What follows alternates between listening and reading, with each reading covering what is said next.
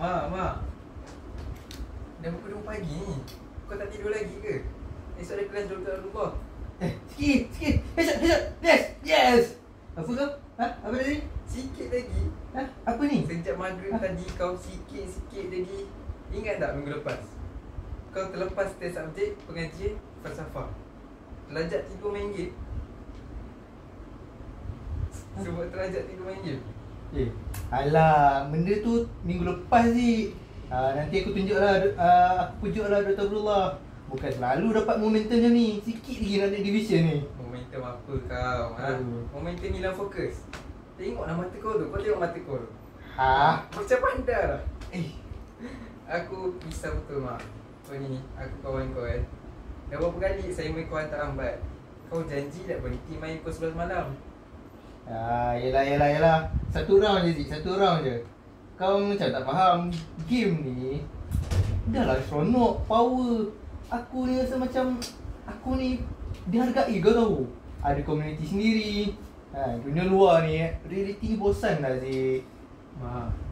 Dunia luar ni bukan dapat beri kau ijazah. Bukan rank dalam game tu. Fikirlah masa depan kau. Aku dah tengah result midterm kau. Teruk sangat.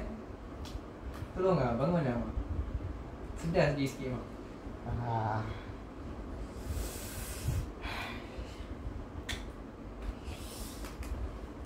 Betul lah cakap kau Zik. Aku pun rasa aku dah jadi mudah marah Zik. Cepat melenting kalau aku kalah. Semua benda yang aku buat kat luar ni, aku rasa tak penting. Kadang-kadang aku fikir, apa epistemologi aku dah jadi ni? Aku main game dah jadi macam cara aku nak tahu dunia. Itulah itu yang aku risau tu. Permainan ni cuma alat je mak. Kalau kau jadikan dia jadi keseluruhan hidup, kau akan hilang arah. Kau tahu epistemologi kan? Kau tahu? Itu cara kita dapat ilmu. Ya. Jadi kalau semua ilmu yang kau cuma daripada skrin je, maknanya kau dah bataskan fikiran kau dari realiti. Aku ni tak boleh lah berhenti jam tu je Zik. Rasa seronok tu kuat gila. Rasa macam ada benda tak lengkap kalau aku tak buka game. Aku faham lah. Ketagihan game ni isu semasa yang serius. Dia melibatkan psikologi, pengurusan masa dan kesihatan mental kau. Kau tak keseorangan. Kau ada aku. Alah.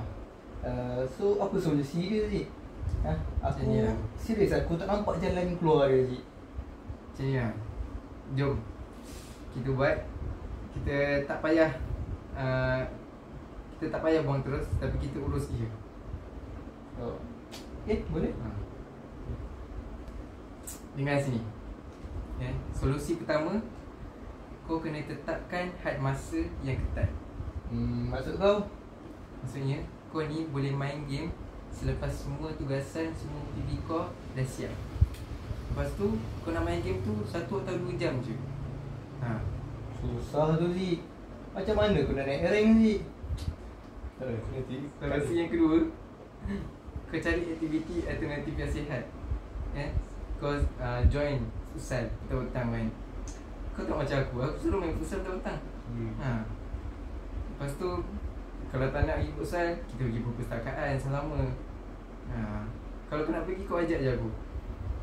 Lepas tu apabila kita buat aktiviti macam tu, adalah sosial dengan orang-orang.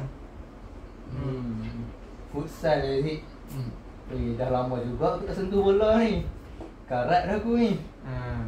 Okay. Solusi yang ketiga kau kena buang aplikasi game.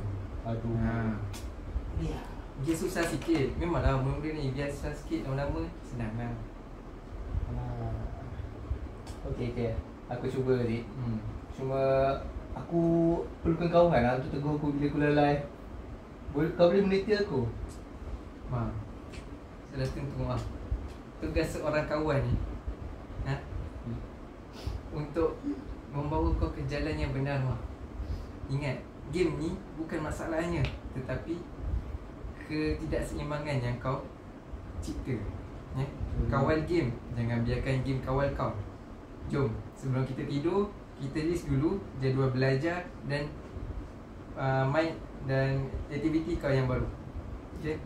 Okay, Zik. Apa Zik? Jom. Jom.